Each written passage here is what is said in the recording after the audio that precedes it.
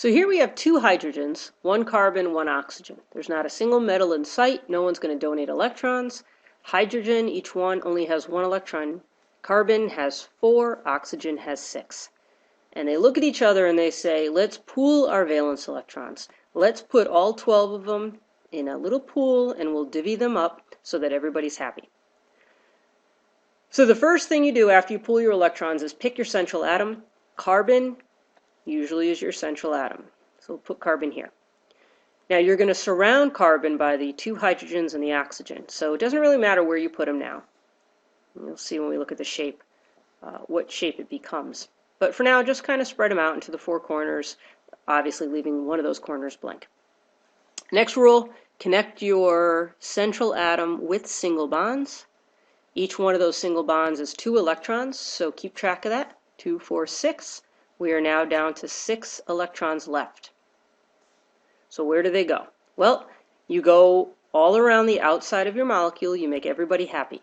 Now this little hydrogen is okay just the way it is. It's already got 2 electrons in the bond. This hydrogen's in the same boat. It's got 2 electrons.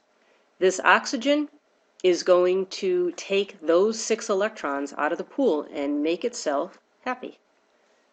So this oxygen is going to have its octet by taking those last 6 electrons. And now we're down to 0, and we have a problem.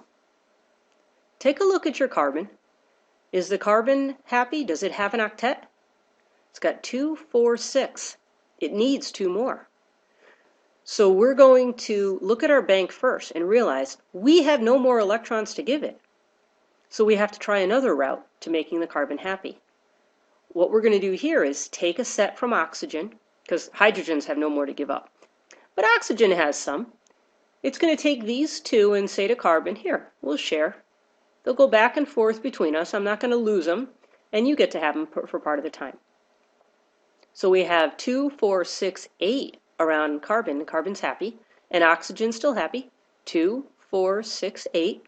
These guys, electrons, don't like each other, so they want to spread out a little bit. And they're going to break up this region into 3 parts. 1, 2, 3. And if we look at this molecule, just like we had in an earlier problem, there's nothing up here, and there's a whole lot down here, all these electron clouds. So this really isn't the best shape for this. So let's look at a real 3D model. Remember, we have 2 hydrogens and a double bonded oxygen connected to the carbon. So here's our 2 hydrogens, and let's add our double bonded oxygen. And when we look at our structure, this is what we have. We have this entire 3D sphere divided into 3 regions, 1, 2, 3, and they're each equidistant apart. So it looks like a triangle, plus they're all on the same plane. I could draw one line through this and hit all of the atoms. This is trigonal planar.